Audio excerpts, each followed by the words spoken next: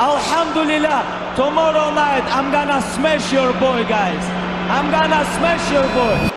dalka Ruushka diinta labaad ee ugu weyn waa diinta Islaamka. In ka badan 14 milyan ama in ka badan 10% oo dadka Ruushka ku nool ah waa muslimiin. Waa kuwa kumanaan sano ku noolaa dhulka maanta Moscow hoostaga. Waxayna intooda badan isugu jiraan kuwa asal ahaan ka yimid dalalka la deriska ah Ruushka ee bartamaha Asia iyo Russian dhalad ah oo ku dhashay diinta Islaamka iyo kuwa gadaalka Islaamay. Waa kuwa kala isir iyo luqado duwan, intooda badanna waa Sunni. haddaba halka uu muuqaalkan ku jihaysan yahay ma ahan guud ahaan muslimiinta Ruushka ee waa muslimiinta Dagestan oo wacdara ka dhigayaan fagaaraha legdanka iyo dagaalka. MMA waa ciyaar isboorti oo dhawaanahanba kasbanaysay magac iyo taageerayaal hor leh, waxayna si weyn ugu baahaysaa caalamka. waxaana haatan qayb ka ah dagaalyahano ka soo kala jeeda dalalka caalamka. laakiin waxaa jirta meel ka duwan meelaha kale ee caalamka, taasoona marba marka ka dambaysa soo saaraysa dagaalyahano dunida ka yaabsada. halkaasina waxaa lagu magacaabaa Dagestan. Dagestan waxay dhacdaa waqooyiga mandaqada Qowqaas ee dalka Ruushka, waxaana ku nool dad gaaraya ilaa 3 milyan. Dagestan waa jamhuuriyad ka mid ah jamhuuriyadaha Ruushka, waxaana ku nool in ka badan 40 qowmiyadood. sidaas daraadeedna Dagestan waxaa ka jira dhaqan kala duwan oo gaar ah.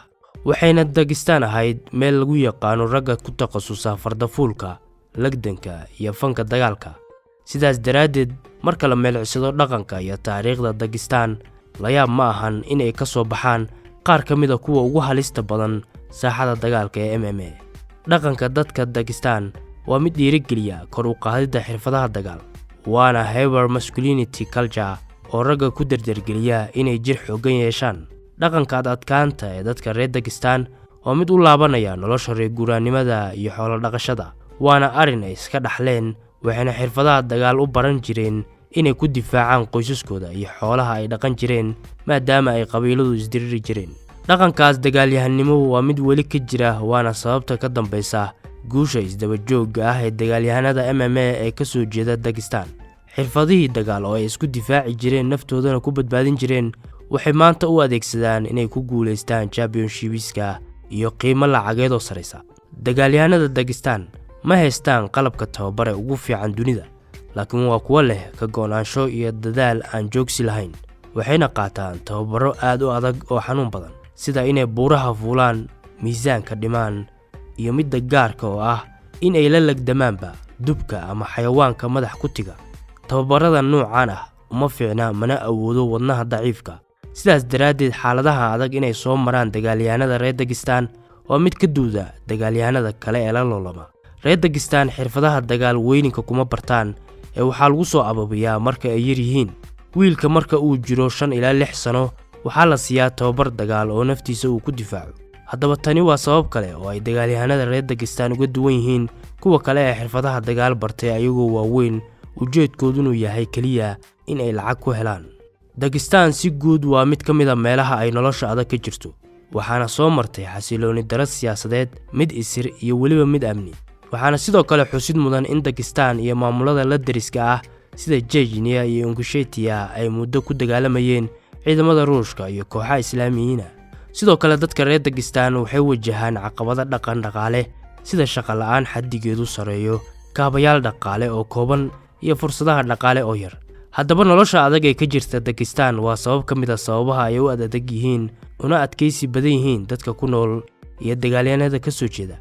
dagaalyahanada MMA qaybta ka ah guushooda waxaa saldhig u ah halka ay gaarsiisan tahay xirfadooda legdan, sida inuu dhulka dhigan karo uguna kontrooli karo dhulka si uu ugu dambeyn ugu takhaluso.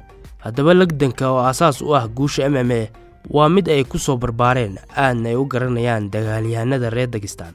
xirfadaha dagaal ee judo iyo combat sambo waa xirfado ay si weyn u yaqaanaan reer Dagestan, waana arin iska caadi ah inaad Dagestan ku aragto shakhsi si weyn u garanaya xirfadahaas. sababaha kale ee gaarka ka dhigtay dagaalyahanada reer Dagestan waxaa ka mid ah in ay ku soo koreen deegaan dhul ahaan adag oo waa kuwa buuraha ku nool, taasoona ka dhigta kuwa sambabadoodu adag yahay oo adkaysan karaan muddo dheer. marka MMA la joogana adkaysiga inaan la isdhiibin waa wadada guusha, waxaana dagaalyahanka goobta dagaal ku jira laga doonayaa inuusan isdhiibin ilaa 5 wareeg haddii loo baahdo. arrimaha kale oo ay kaga duwan yihiin dagaalyahanada kale waa inay diiradda saarin lacag oo kaliya, dabeecadda ay leeyihiin waa in dagaalkoodu ku salaysan yahay sharaf ilaalin iyo matalidda Dagestan iyo qoyskooda. tanina waxay ku qasabtaa kuna dhiirigelisaa inay hilbadiriraan isla markaana u bareeraan xitaa kuwa ka caansan kana xajmiga weyn. reer Dagestan intooda badan waa muslimiin sunni ah, waxayna caqiidadoodu door muhiim ah ku leedahay qaab nololeedkooda, waxayna hab nololeedkooda uu ku qotomaa diinta Islaamka. waxaa xasuusataan xaddii hore wixii ka dhacay garoonka diyaaradaha caasimadda Dagestan ee Makhadkala, markaas oo ay boqolaal muslimiin oo ka gadoosan xasuuqa Gaza ka socda ay weerar ku qaadeen diyaarad Israa'iil ka timid oo siday rakaab Yuhuuda. haddaba caqiidada xooggan ay xambaarsan yihiin reer Dagestan iyo inuu Alla garab joogo waa sabab kale oo ku dardargelisa in ay dhiiranaadaan isla markaana maankoodu diirad lahaado. waxa ugu weyn ay daneeyaanna waa joogteynta iyo xakameynta nafta. If you are not ready to sacrifice everything, even 1%, it's have to be like 100%. You have to be focused to become world champion.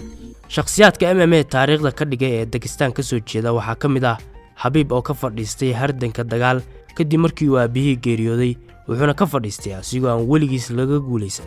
sidoo kale dagaalyahanada reer Dagestan waxaa ka mid ah Islam Makhachev oo isna wacdaro dhiga waana saaxiibka Habib tan iyo carruurnimada. dagaalyahanada kale ee reer Dagestan waxaa ka mid ah Zabit, Magomed, Umar iyo Askar. waxaa jira dagaalyahan muslim ah oo Ruushka ka soo jeeda oo aan weligiis laga guuleysan, waa Hamzat Chimaev oo dadka qaar ay moodaan inuu ka soo jeedo Dagestan isla markaana uu ka mid yahay kooxda Habib. Hamzat Chimaev aad ugama foga Dagestan oo wuxuu ka soo jeedaa jamhuuriyadda la deriska ah ee Ruushka ka tirsan laguna magacaabo Chechnya. dabcan sababaha aan ka soo sheekeynay ayuu sidoo kalena Chimaev la saaxiib yahay, wuxuuna ku jiraa dagaalyahanada muslimka ee Ruushka ka soo jeeda ee wacdaraha dhigaya.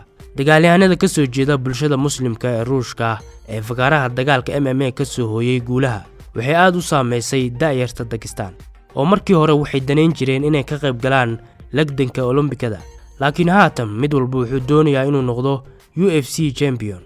Islam Makhachev mar la wareysanayay wuxuu sheegay in goobaha tababarka inay carruurtu buux dhaafiyeen, jiimka ay ayaga ku tababartaan ay ka diiwaan gashan yihiin ilaa 500 oo carruur ah. oraahdii ahayd gabar reer Brazil ah guurso si ay kugu dhasho ciyaaryahan malaayiin dollar ka tabca kubadda cagta, waxaa bedeshay guurso gabar reer Dagestan oo ku dhasha carruur mustaqbalka noqota dagaalyahano dhowr dagaal ka soo hooya malaayiin dollar. laakiin dumarka ka soo jeeda sida Dagestan iyo Chechnya aad ayay u adag tahay inay guursadaan rag ajnabi ah. 90% waxay u badan tahay in loo diido ninkii doonta gabar reer Dagestan ama reer Chechnya ah. sababtuna waxay tahay qoysaska reer Dagestan iyo Chechnya waxa aad ugu weyn dhaqanka, waxayna aaminsan yihiin carruurta ay gabadhoodu dhasho inaysan la mid noqonin kuwa Dagestan iyo Chechnya ka soo jeeda. qaraabada ayaa kaalin weyn ku leh in aysan gabadha ka soo jeeda Dagestan iyo Chechnya guursan nin ajnabi ah. gabadhii arrinkaasi ku dhaqaaqdana xiriirka ayaa loo jaraa, xitaa kuwa ay ugu jeceshahay ayaa ka hor yimaada.